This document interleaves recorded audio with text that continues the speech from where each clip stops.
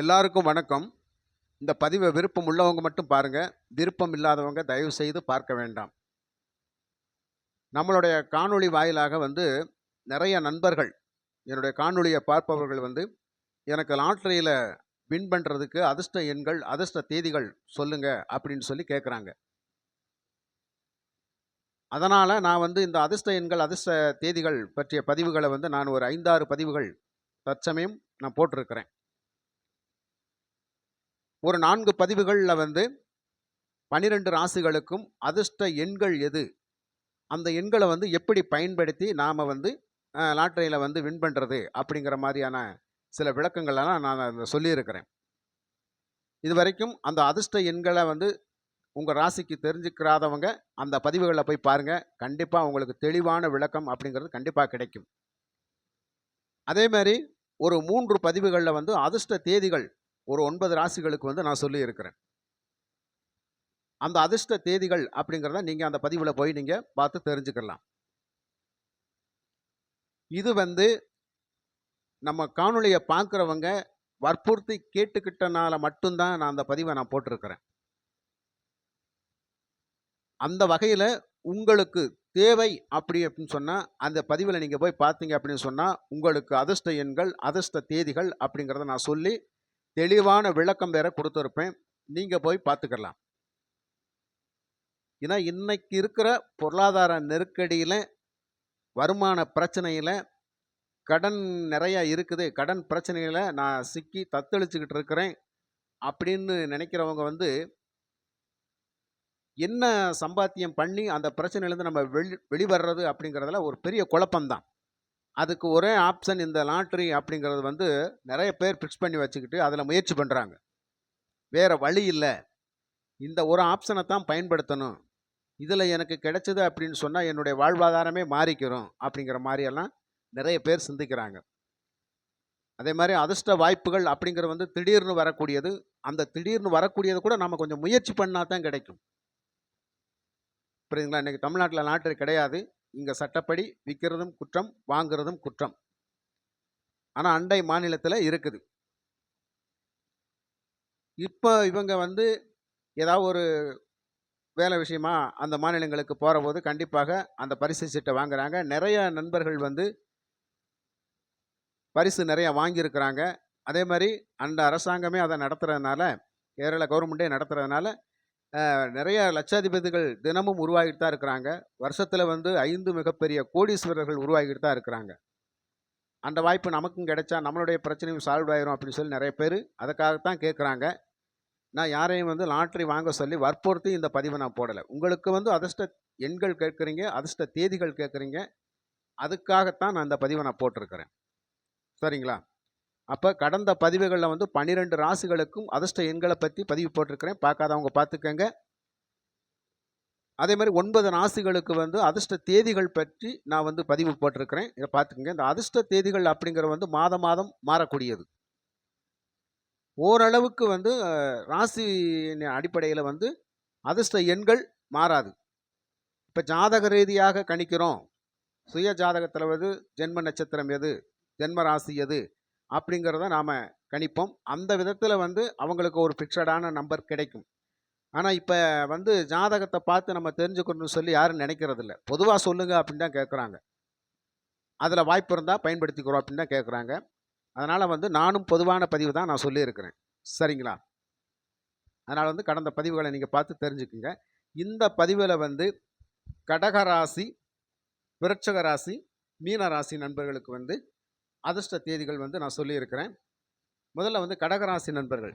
இந்த கடகராசி நண்பர்களுக்கு இந்த ஜூன் மாதம் 18ஆம் தேதி, 19ஆம் தேதி, 25ஆம் தேதி, 29ஆம் தேதி, 30ஆம் தேதி, இந்த 5 தேதிகள் அப்படிங்கிறது உங்களுக்கு ஒரு நற்பலனை தரக்கூடிய தேதிகளாக இருக்கும். சார், நான் நிறைய டைம் நான் லாட்ரி வாங்கியிருக்கேன், எனக்கு விழவே மாட்டேங்குது அப்படின்னு சொல்லி நிறைய பேர் சொல்கிறாங்க. சில பேர் அதிர்ஷ்ட தேதிகளில் வாங்கி கூட எனக்கு வாய்ப்பு இருக்க மாட்டேங்குது அப்படின்லாம் சொல்கிறாங்க. அதாவது ஒரு வாய்ப்பை உருவாக்குவதற்காக அந்த ஒரு நல்ல தேதியை ஃபிக்ஸ் பண்ணி நாம் போகிறோம். புரியுதுங்களா? குறிப்பிட்ட எண்களை பயன்படுத்தி வாங்கிறதுக்காகவும் நாம் முயற்சி பண்ணுறோம். ஒரு ரூட், அவ்வளோதான். அதனால் வந்து நீங்கள் வந்து இந்த 18, 19, 25, 29ஆம் தேதி 30ஆம் தேதி இந்த 5 நாட்களில் வந்து நீங்கள் ஏதாவது ஒரு அதிர்ஷ்ட வாய்ப்பை நோக்கி பயணித்தீர்களேயானால் கண்டிப்பாக உங்களுக்கு ஒரு நல்ல வாய்ப்பு இருக்கும் அப்படிங்கிறது தான். எதுவும் முயற்சி பண்ணாமல் கிடைக்காது.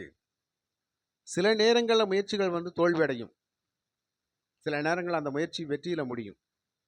அதற்கு உகந்த நாட்கள் இந்த நாட்கள். அதற்கு அடுத்தாப்புல விருச்சிக ராசி நண்பர்கள்.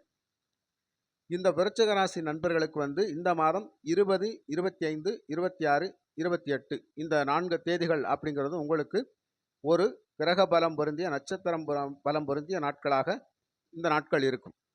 இந்த நாட்களில் வந்து நீங்கள் வந்து ஒரு அதிர்ஷ்ட வாய்ப்பை நோக்கி பயணித்தால் அது நமக்கு ஒரு சாதகமாக முடியக்கூடிய ஒரு சூழ்நிலையில் இருக்கும். எல்லா நாட்களும் எல்லா முயற்சியும் செய்தால் நமக்கு வெற்றியில் முடியுமா? முடியாது அப்படிங்கிற மாதிரி இருக்கும். ஒரு குறிப்பிட்ட நாட்கள் அப்படிங்கிறது வந்து நமக்கு பலம் பொருந்திய நாட்களாக இருக்கும். அந்த நாட்கள் அந்த தேதிகள் அப்படிங்கிறது வந்து விருச்சிக ராசி நண்பர்களுக்கு 20, 25, 26, 27, 28, 27 அல்ல 28 இந்த 4 தேதிகள் வந்து உங்களுக்கு சக்தி வாய்ந்த நாட்களாக இருக்கும். அடுத்ததாக மீன ராசி நண்பர்கள். இந்த மீன ராசி நண்பர்களுக்கு வந்து 21, 18, 22, 27, 29 அதாவது 18, 21, 22, 27, 29 இந்த 5 தேதிகள் உங்களுக்கு ஒரு அற்புதமான தேதிகளாக இருக்கும். பொதுவாக வந்து நிறைய என்ன கேட்குறாங்க அப்படின்னு சொன்னால், எனக்கு 7.5 சனி நடக்குது, எனக்கு கண்டச்சனி நடக்குது, எனக்கு அஷ்டம சனி நடக்குது, அர்த்தாஷ்டம சனி நடக்குது, எனக்கு இது எப்படி வாய்ப்பு அப்படிங்கிறதெல்லாம் நிறைய ஒரு குழப்பத்திலையும் இருப்பாங்க. அதாவது 7.5 சனி 7.5 வருஷம் இருக்கும்.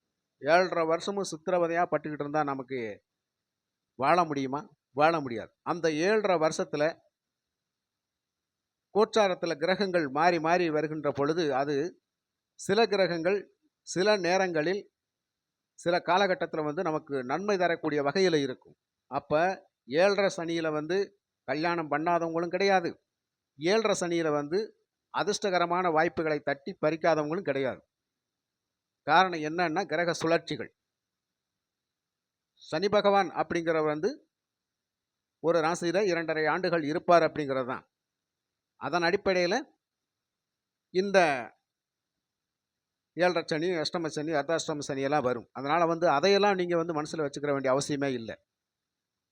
கெட்டதுலேயும் ஒரு நல்லது நடக்கும்னு சொல்லுவாங்கள்ல, அதுக்கான வாய்ப்புகள் கண்டிப்பாக எல்லா ராசிக்காரவங்களுக்கும் இருக்கும். புரியுதுங்களா? 7.5 சனியில் கோடீஸ்வரனும் இருப்பார்.